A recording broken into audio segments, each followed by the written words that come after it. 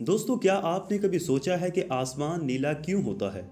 इस पहेली को सुलझाने में इंसान को बहुत सी सदियां लगी हैं, जिसमें बहुत सारे ज़हीन लोगों ने हिस्सा लिया है, जिनमें अरस्तू, Isaac Newton, Thomas Young, James Clerk और मैक्सवेल समेत बहुत बड़े बड़े साइंसदान और माहिरीन शामिल हैं। सूरज की रोशनी के रंग, हवाई ज़र्रात, माहौलियाती मालिक्यूल्स का हुजम और वो ज़ाविया निगाह जिससे हम रंगों की पहचान करते हैं।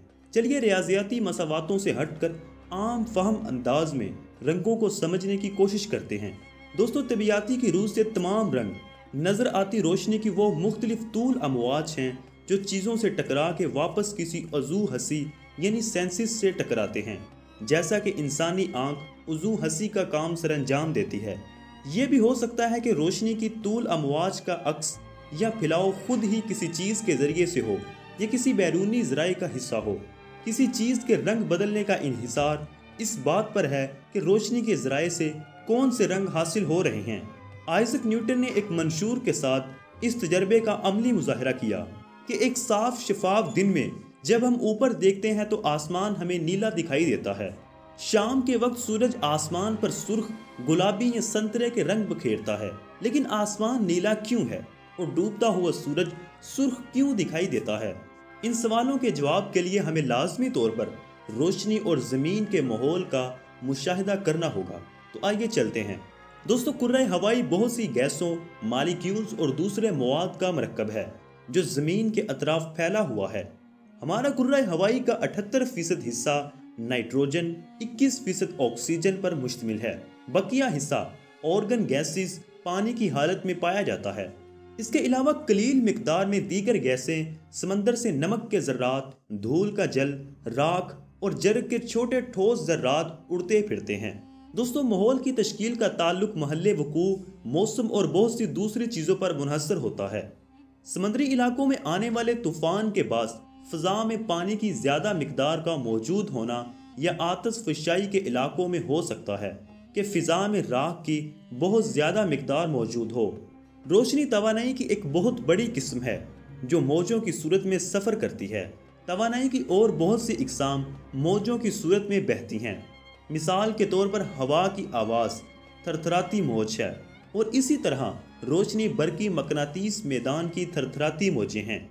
मकनातीस मैदान की थरथराती मौजों में से एक निस्बतन छोटे हिस्से को मकनातीस स्पेक्ट्रम कहा जाता है।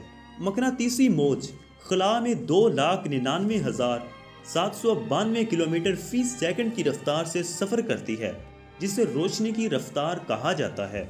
दोस्तों, हमारी आंखें जो रोशनी देखती है ये मकनातीस स्पेक्ट्रम का हिस्सा है। सूरज से या बल्ब से आती रोशनी शायद हमें सफ़ेद दिखाई देती है, लेकिन हकीकत में ये सफ़ेद नहीं होती। ये रोशनी बहुत से रंगों का मजमुआ होती है। हम इन तमाम रंगों को मंशूर के साथ अलग अलग करके देख सकते हैं, जैसा कि साइंसदान आइजक न्यूटन ने किया था। हम इस स्पेक्ट्रम को इस वक्त भी देख सकते हैं जब आसमान में कोसें कज़ा नज़र आती हैं, जिसमें रंग एक दूसरे में मुरक्कब मसलसल की सूरत में गंदे होते हैं। स्पेक्ट्रम के एक सिरे पर सुर्ख और संतरा रंग होता है, जबकि दूसरे सिरे पर पीला, सब्ज, नीला और हंशी रंग के मध्यम साए होते हैं। जब रोशनी किसी फिजा या माहौल में सफ़र करती है तो ये उस वक्त तक सीधा सफ़र करती है जब तक धूल और गैसों के मालिक्यूल से टकरा के फैल ना जाए। इसके बाद रोशनी के साथ क्या होता है ये इस चीज़ की तूल, मौज और साइज पर मुनहसर है।